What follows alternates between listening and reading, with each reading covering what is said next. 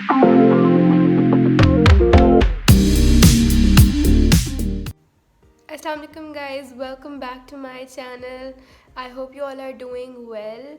So today's video is tips for first year BDS. मैंने YouTube पे पूछा था कि आप लोगों को next video कौन सी चाहिए and like most of you people voted for this video, so here it is. And या इस वीडियो में बहुत ज़्यादा आपको मैं इन्फॉर्मेटिव टिप्स दूंगी because what ever I have learn in first year और जो अपनी मिस्टेक्स से मैंने सीखा, जो चीज़ें मुझे नहीं पता थी but I discovered them. So I am gonna share all of those secrets and all of those tips with you guys, ताकि आप लोगों को फर्स्ट ईयर में वो प्रॉब्लम्स ना हो जो हम लोगों को फेस करनी पड़ी. सो या लेट्स स्टार्ट द वीडियो. इसको आपने एंड तक देखना है and if you find this helpful then don't forget to like, share and subscribe. Okay तो सबसे पहले हम बुक्स की बात कर लेते हैं. बुक्स की मैंने आपको वीडियो तो बना के दे दी कि कौन सी आपको बुक्स पढ़नी है फर्स्ट ईयर BDS में, लेकिन उनको पढ़ना कैसे है ये भी एक क्वेश्चन होता है. And this question was in my mind क्योंकि हम लोग FSC से आते हैं तो उसमें क्या होता है कि बायो की एक बुक है और फिज़िक्स की एक बुक है. हमें पता है कि यार ये बुक है और इसी को ही हमने पढ़ना है, ठीक है ना. लेकिन यहाँ पे मेडिकल में आके इट्स नॉट लाइक दैट कि आपको बस एक ही बुक पे स्टिक करना है. You have to consult multiple books. तो जैसे आप लोगों ने अगर वो वीडियो देखी है यूल सी कि मैंने अनाटमी की आप लोगों को 2-3 बुक्स बताई हुई हैं. ग्रॉस अनाटमी की BD बताई हुई है और स्नेल और KLM. तो ये सारी बुक्स देखे ना शुरू में हम लोग कंफ्यूज हो जाते हैं कि ओ माय गॉड ये सारी बुक्स पढ़नी पड़ेंगी, एक ही सब्जेक्ट के लिए इतनी सारी बुक है, या एक ही टॉपिक है तो उसको इस बुक से भी पढ़ना है और इस बुक से भी पढ़ना है और इतना सारा हम कैसे पढ़ेंगे और याद कैसे रहेगा. तो these were all the questions that were in my mind too. और मैं भी शुरू में बहुत कंफ्यूज थी कि यार कौन सी बुक पढ़नी है और किस तरह ये सारा याद रहेगा. But let me tell you guys, आप लोगों को ये आहिस्ता आहिस्ता आएगा कि आपने किस तरह पढ़ना है, क्योंकि स्लाइड्स भी होती हैं और फिर बुक भी है एंड यू डोंट नो कि यार मैं ये टॉपिक बुक से पढ़ूँ या स्लाइड से पढ़ूँ. So this will eventually you learn this eventually with time, ठीक है. तो अपने आप को एटलीस्ट 2 to 3 months दें इन सब पैटर्न को समझने के लिए, बिकॉज FSC का पैटर्न, MD-CAT का पैटर्न बिल्कुल डिफरेंट था और यहाँ पे पढ़ाई का बिल्कुल डिफरेंट पैटर्न है. सो जैसे हम लोगों को MD-CAT में आई एम श्योर जब आप लोग गए होंगे तो आप लोगों को पैटर्न डिफरेंट लगा होगा, फिर कुछ दिनों तक समझ आना स्टार्ट हो गया होगा. So same is the case here. यहाँ पे भी आप लोगों को 2-3 महीने लगेंगे समझने में कि किस तरह हमने पढ़ना है और किस तरह करना है. Then you will eventually learn everything. अब मैं आप लोगों को एग्जांपल देती हूँ. For example anatomy, gross anatomy, उसकी जैसे 3 बुक्स मैंने बताई हैं. तो आई वॉज ऑल्सो कन्फ्यूज़ कि यार मैं कौन सी पढ़ूँ. तो आप लोग ऐसा करो कि शुरू में सिर्फ एक ही बुक पढ़ो. BD से स्टार्ट कर लो, BD इज़ ईजी. तो आप लोग कोई भी जो भी टॉपिक पढ़ते हो कॉलेज में उसको आप BD से ही पढ़ो सिर्फ, ठीक है. उसके बाद आहिस्ता आहिस्ता फिर आप KLM से भी थोड़ा सा देखना स्टार्ट करोगे तो फिर आपको मतलब आदत हो जाएगी कि अच्छा मैंने ये टॉपिक है तो मैंने इसको किस तरह मल्टीपल बुक्स से पढ़ना है. लेकिन शुरू में सिर्फ एक बुक से आप पढ़ो ताकि आपकी थोड़ी सी आदत बनना स्टार्ट हो. और शुरू में आप लोगों ने बिल्कुल ज़्यादा टेंशन नहीं लेनी. अगर समझ नहीं भी आ रहा तो इट्स कम्प्लीटली नॉर्मल, ठीक है. आप लोगों को टाइम लगेगा सब कुछ समझने में. तो शुरू में बहुत चीज़ें सब कुछ ही डिफ़िकल्ट लग रहा होता है. It's not that difficult. And पे जाके आप लोग शुरू में जिन बातों पे रो रहे होंगे तो एंड पे आप कहेंगे कि यार why was I crying on this, ये तो बहुत ही आम सा टॉपिक था, बहुत ही छोटा सा टॉपिक था. तो इसलिए शुरू में परेशान नहीं होना, लेकिन आपने बहुत ज़्यादा रिलैक्स भी नहीं हो जाना कि अच्छा हो जाएगा, अभी तो बहुत सारा टाइम पड़ा है. बिकॉज सिलेबस बहुत ज़्यादा होता है. तो ये मत सोचें कि यार बहुत ज़्यादा ये तो हो जाएगा, एंड पे हम लोग कर लेंगे. अगर कोई आपको कहता है कि एंड के 2-3 महीने में सारी तैयारी हो जाती है, इट्स रियली रियली डिफ़िकल्ट. शायद हो जाती है एंड पे, लेकिन मतलब बहुत ज़्यादा आपको प्रॉब्लम होती है उस टाइम पर, बहुत ज़्यादा टेंशन और एग्जाइटी होती है. इससे बेहतर है कि आप थोड़ा थोड़ा पूरा साल पढ़ते रहें एंड डोंट गेट रिलैक्स. थोड़ा थोड़ा ज़रूर आप सारा अपना कवर करते रहें ताकि आपको एंड पे प्रॉब्लम ना हो. So next step is make your own notes. आप लोगों के पास स्लाइड्स भी होंगी, आपके पास जितना भी मटेरियल होना, लेकिन जो चीज़ आप ख़ुद अपने हाथों से लिखते हैं वो आपको ज़्यादा अच्छे तरीके से समझ आती है और आपको ज़्यादा देर तक याद भी रहती है. इसलिए जो भी है, if you can make notes in the class then you can make it in the class. Otherwise आप क्लास में थोड़ा बहुत नोट कर लो. क्लास में आप जो टॉपिक्स टीचर पढ़ा रहे होते हैं ना, एटलीस्ट वो नोट डाउन कर लिया करें, क्योंकि कभी कभी वो भूल जाते हैं. अगर आप नोट कर लेंगे तो घर पे आके आपको आसानी होगी बुक से पढ़ने के लिए. आपके पास टॉपिक्स लिखे हुए होंगे, आप घर आओगे तो आपको पता होगा कि मैंने यार ये पढ़ा है और मैंने बुक से ये वाले टॉपिक्स पढ़ने हैं। वरना मोस्टली हम लोगों को भूल जाता है कि यार हमने पढ़ना क्या है। और फिर आप नोट्स बनाएं, और नोट्स में भी flow charts are really really helpful. I can not emphasise enough on this point. Flow charts are really helpful, specially end में, प्रॉफ में, या इवन आपके अगर एग्ज़ाम्स हो रहे हैं नॉर्मल जैसे होते हैं टर्म के एंड पे, तो उन एग्ज़ाम्स में दे रियली हेल्पफुल। आप कोई भी अगर कॉन्सेप्ट आपने समझा है तो उसको फ्लो चार्ट की फॉर्म में लिख लो स्टेप्स में। It will get really easier to revise then. जब आप बार बार अपने नोट से पढ़ेंगे तो फिर आपको पता चल जाएगा कि कौन सी चीज़ इसमें ऐसी है जो ज़्यादा इम्पॉर्टेंट नहीं है और कौन सी है जो बहुत मेन चीज़ है जो एमसीक्यू में या एससीक्यू में पूछी जा सकती है। तो फिर आप अपने नोट्स को शॉर्ट लिस्ट भी करना स्टार्ट कर दें। कोई एक डिफरेंट कलर का पेन ले लें, उससे हाईलाइट कर लें, अंडरलाइन कर लें उन पॉइंट्स को जो बहुत ज़्यादा इजी हैं। इस तरह अपने शॉर्ट्स, अगर आपने 2 पेज के नोट्स बनाए हैं ना तो उनको आप शॉर्ट लिस्ट करो, ताकि एंड पे जाके, क्योंकि टाइम कम होता है और बहुत सारी चीज़ें रिवाइज़ करनी होती है, उस टाइम पे फिर बंदा कंफ्यूज हो जाता है कि यार मैं क्या क्या रिवाइज़ करूँ, टाइम नहीं है। तो पैनिक करने की बजाय आपने अगर अपने शॉर्ट लिस्ट किए हुए होंगे नोट्स, तो आप लोग थोड़े से टाइम में बहुत सारी मेन चीज़ें रिवाइज़ कर लो कि जो actually paper point of view से इम्पॉर्टेंट है। अच्छा, तो try to be attentive in class. अगर आपको बहुत ज़्यादा नींद आती है तो आप लोग कोशिश करें कि आप सुबह कॉफ़ी पी लें, ताकि आपकी नींद जो है वो चली जाए और आप लोगों को नींद ना आए क्लास में। Because being attentive in class is really really important. Teachers ना बातों बातों में इंपॉर्टेंट क्वेश्चंस बता देते हैं कि ये वाला इंपॉर्टेंट क्वेश्चन है, this can come in exam, और मोस्टली वही क्वेश्चंस ही होते हैं जो एग्ज़ाम में आते हैं।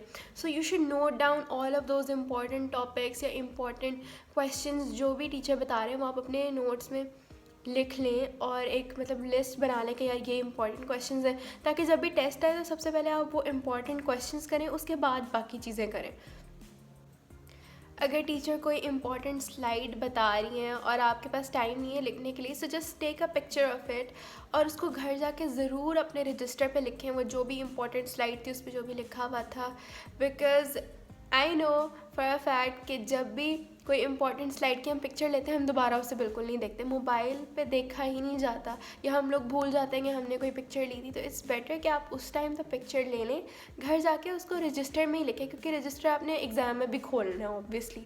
रिवाइज़ करने के लिए आप अपना रजिस्टर खोलेंगे तो वो इंपॉर्टेंट चीज़ लिखी भी होगी, आपको याद रहेगा कि यार ये टीचर ने बताया था ये इंपॉर्टेंट चीज़ है। इसलिए डोंट जस्ट टेक पिक्चर, फिर उसको नोट डाउन भी ज़रूर कर लें।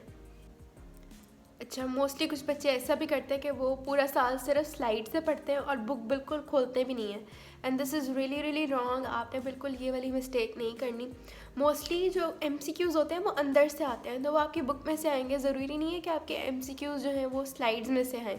सो मे बी अगर आप लोगों का सॉल्व हो जाए पेपर, एससीक्यू सॉल्व हो भी जाए, लेकिन एमसीक्यूज़ के लिए you'll still get problem in it, क्योंकि वो तो अंदर अंदर से एमसीक्यूज़ आए हुए होते हैं। तो एटलीस्ट अगर आपने पूरी बुक, मैं ये नहीं कह रही आप पूरी बुक याद कर लें, लेकिन शुरू में जब आप चैप्टर पढ़ते हैं तो बुक से भी 1-2 बार रीड कर लें।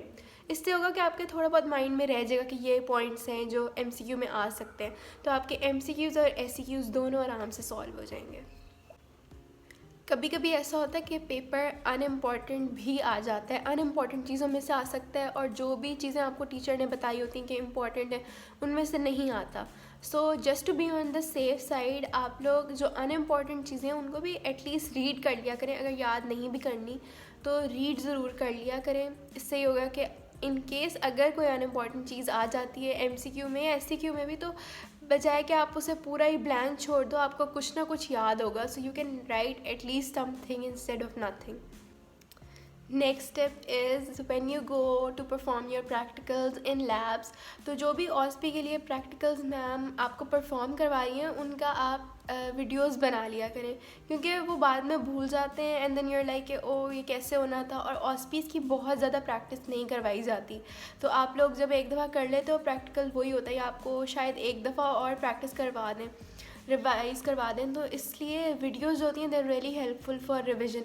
पेपर से पहले, एक दिन पहले, बजाय कि आप अब सोच रहे हो कि ओ यार उस दिन जो प्रैक्टिकल हमने किया था उसमें क्या पढ़ा था, if you have the video, आप वो देखोगे और आपको सारा कुछ रिवाइज हो जाएगा। इसलिए जो भी प्रैक्टिकल्स ऑस्पी के लिए चीज़ें मैम बता रही होती है, इंपॉर्टेंट चीज़ें होती हैं, तो आप लोग उसकी या तो वॉइस रिकॉर्डिंग्स कर लें अगर कुछ बता रही हैं, और अगर परफॉर्म करवा रही हैं तो प्रैक्टिकल्स की सबकी ना वीडियोस बना के सेव करके रख लें।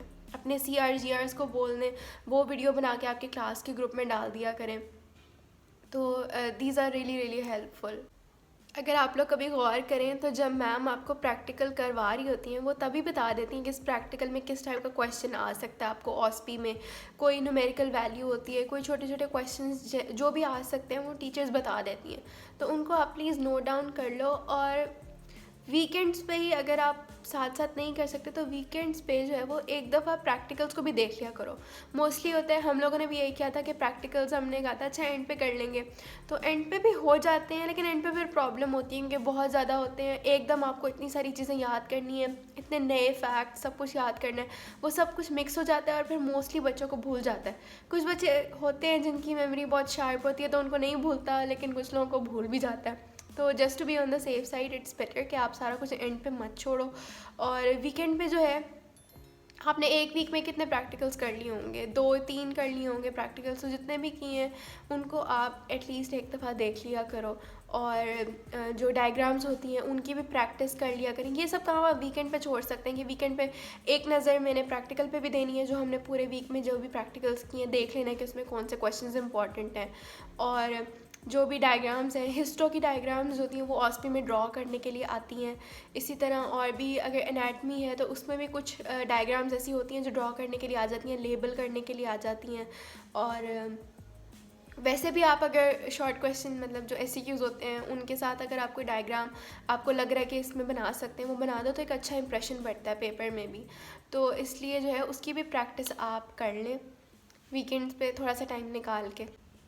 पास्ट पेपर्स की एक बुक आती है, उसको कहते हैं स्टेप अप, तो वो आप ले लें। अगर आपकी कॉलेज की बुक शॉप है वहाँ पे भी अवेलेबल होगी, किसी और बुक शॉप पे चेक कर लें।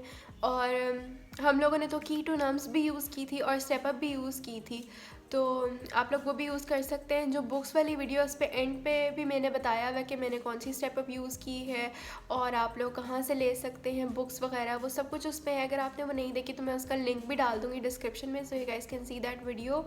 और उससे आपको बुक्स के बारे में जितनी भी इंफॉर्मेशन चाहिए वो सब मिल जाएगी। तो स्टेप अप अगर आप शुरू से ही करना स्टार्ट कर देंगे ना तो एंड तक जाके आपके सारे इंपॉर्टेंट क्वेश्चंस जो हैं वो सब तैयार होंगे। मुझे शुरू में नहीं पता था स्टेप अप के बारे में, तो मैंने एंड पे ली थी और मेरी ख़त्म नहीं हो सकी थी। मैंने ट्राई किया था जितना मुझसे हो सका था, मैंने स्टेप अप में से क्वेश्चंस किए थे, लेकिन मैं पूरी उसको सॉल्व नहीं कर सकी थी because I had less time. तो इसीलिए मैं आपको रिकमेंड कर रही हूँ कि आप इसको शुरू से ही ले लें, और शुरू से ही जैसे आपका कोई टेस्ट होता है तो उससे पहले आप स्टेप अप से भी क्वेश्चंस देख लिया करें, ताकि एंड पे जाके आपके एटलीस्ट जितना भी इम्पॉर्टेंट मटेरियल है ना वो सब कवर हुआ हुआ। अच्छा जी, और मैंने यूट्यूब चैनल्स की भी वीडियो बना दी थी, सब्जेक्ट वाइज भी आपको बता दिया था कि कौन सी आपको वीडियोस देखनी है, कौन से सब्जेक्ट के लिए कौन से चैनल पे अच्छी वीडियोस हैं। तो इन वीडियो से बहुत फ़ायदा होता है। मोस्टली होता है कि सिर्फ स्लाइड से आपका कोई टॉपिक इतना क्लियर नहीं होता, इतना अच्छे से नहीं समझ आता। तो वीडियोस अगर आप स्पेशली एनिमेशन वीडियोस देखेंगे और गूगल से आप पिक्चर्स भी सर्च करें, इन चीज़ आपको ना खुद एफर्ट करनी पड़ेगी, सारा कुछ आपको टीचर्स नहीं बताएंगे, you have to do it yourself. आपको पहले ये सोचना है कि यार मुझे किस तरह समझ आता है, मुझे स्लाइड से सारा समझ आ जाता है या मुझे वीडियो की भी ज़रूरत है। I am a visual learner और मुझे वीडियो से ज़्यादा अच्छी तरीके से समझ आ जाती है, ज़्यादा देर तक मुझे याद रहता है। तो इस तरह आपने वीडियोज़ और पिक्चर्स की हेल्प से सारा कुछ समझना है। एक और बहुत बड़ी मिस्टेक जो हम लोग करते हैं वो ये होती है कि अगर हमें कोई पॉइंट नहीं समझ आया ना तो हम लोग छोड़ देते हैं कि अच्छा यार देखेंगे, इसे बाद में समझ लेंगे। और या हम किसी अपनी फ्रेंड से पूछते हैं, वो कहती है यार मुझे भी नहीं समझ आया, और फिर हम उसे छोड़ ही देते हैं कि अच्छा चलो बाद में समझ लेंगे।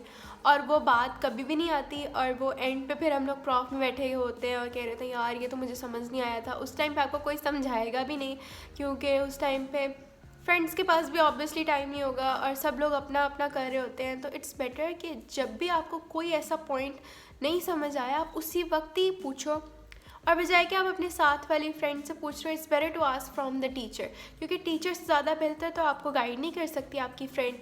तो इसलिए आप जाएं टीचर के पास और पूछें आपको कौन सा पॉइंट नहीं समझ आया और उसी टाइम उसे क्लियर करें। तो आपने प्रोक्रेस्टिनेट बिल्कुल भी नहीं करना। और टीचर तो ऑब्वियसली आपके से आके आके नहीं पूछेगा ना कि बेटा मुझे बताओ, मैं आपको कुछ समझा दूँ। Obviously you have to go yourself. आप उनके पास जाएं, आप उनके ऑफिस में जाएं, उनसे पूछें तो टीचर क्यों नहीं बताएंगे, ठीक है ना। So you have to make an effort. खुद आप जितनी एफर्ट करोगे तो उसका रिजल्ट भी आपको उतना अच्छा मिलेगा। अच्छा, एक और चीज़ मुझे याद आई है जो मुझे बिल्कुल एंड पे रियलाइज़ हुई थी। आपकी अटेंडेंस बहुत इंपॉर्टेंट होती है यूनिवर्सिटी में, राइट। तो हम लोग क्या करते हैं, शुरू शुरू में हम लोग लेक्चर्स मिस कर रहे होते हैं कि कोई बात नहीं यार, अभी तो शुरू शुरू में है ना, कुछ नहीं होता। लेकिन आपको ऐसा करना चाहिए कि आप अपनी अटेंडेंस जो है वो एंड के लिए बचा के रखो। बिकॉज़ एंड पे क्या होता है कि प्रॉफ में आपको थोड़ी छुट्टियां मिलती हैं और फिर आपका काम अगर ज़्यादा रहता है, you're like oh my god मैंने बहुत सारा काम करना है और ये तो बहुत ही कम छुट्टियां हैं, तो फिर आप वो अपनी अटेंडेंस यूज़ कर सकते हो। आप तब लेक्चर्स मिस कर सकते हो एंड पे जाके, जब ज़्यादा काम ही नहीं हो रहा होता। और मतलब आप उस टाइम पे एंड पे जाके अगर आप लेक्चर्स मिस करो और वो टाइम आप अपनी पढ़ाई में लगो, that will be more useful. तो इसलिए ट्राई कि आप शुरू में सारे लेक्चर्स लें, कोई मिस ना करें, और एंड पे फिर आप अपने लेक्चर्स मिस कर सकते हैं ताकि आप अपना सिलेबस कवर कर सकें आराम से। And we come to the last tip, it's about study techniques. तो एक्टिव रिकॉल और स्पेस रेपिटेशन का तो आपने सुना ही होगा, इट्स रियली इफेक्टिव। शुरू शुरू में पता नहीं क्यों मुझे लगता था कि यार नो, ऐसा नहीं होता, ये तो बस ऐसी ही बातें हैं और इस तरह ये कोई इफेक्टिव काम नहीं है। लेकिन इट्स एक्चुअली रियली इफेक्टिव, क्योंकि मोस्टली ये होता है ना, हम लोग बुक खोलते हैं मेरा अच्छा ये है हमने एक दफ़ा पढ़ा और फिर हमें लगता है हमें याद हो गया, लेकिन एक्चुअली हमें याद नहीं होता। नेक्स्ट टाइम जब हम बुक खोलते हैं, वो टॉपिक पढ़ते हैं, तो हमें फिर शुरू से उसको उसी तरह याद करना पड़ता है उसको शुरू से, क्योंकि भूल गया होता है। तो अगर उस चीज़ को आप चाहते हैं कि आपकी लॉन्ग टर्म मेमोरी में वो रहे, then do it with active recall. और अगर आपको इसके बारे में नहीं पता कि क्या है, there are lot of videos on YouTube about this technique, active recall and space repetition. तो आप लोग वो वीडियोस देखें, समझें कि क्या टेक्निक है। और फिर आई नो इससे टाइम ज़्यादा कंज्यूम होता है, but you have a lot of time, ठीक है। साल के शुरू में आपके पास बहुत ज़्यादा टाइम है, तो ये मत सोचो कि यार टाइम नहीं है, टाइम है, आपको टाइम निकालना पड़ता है। तो टाइम निकालें और इसी टेक्निक से आप अपना याद करें। एंड आई एम श्योर कि आप जो इस तरह से याद करेंगे आपको बिल्कुल नहीं भूलेगा। With this we come to the end of this video. I hope this was helpful. मैंने अपनी तरफ से बहुत ही चुन के जो बहुत इंपॉर्टेंट चीज़ें थी वो इस वीडियो में बताई हैं। So if you find this helpful, इस पर आपने अमल भी ज़रूर करना है और वीडियो को लाइक ज़रूर करना है। इसको अपने फ्रेंड्स के साथ शेयर करें जो BDS कर रहे हैं, या इवन वैसे ही जनरल अगर मेडिकल स्टूडेंट्स हैं, MBBS कर रहे हैं या किसी भी मेडिकल फील्ड से रिलेटेड हैं, तो आप उनको ज़रूर ये वीडियो सेंड करें ताकि दूसरों की भी हेल्प हो आपके साथ साथ। और अगर सब्सक्राइब नहीं किया तो चैनल को सब्सक्राइब भी कर लें। And sorry for the delay, actually I was not feeling well, तो इसलिए मैं वीडियो का मैंने पूछा तो बहुत दिनों पहले था, लेकिन मैं अब अपलोड कर रही हूँ, सो सॉरी। एंड या I'll see you in my next video. Bye.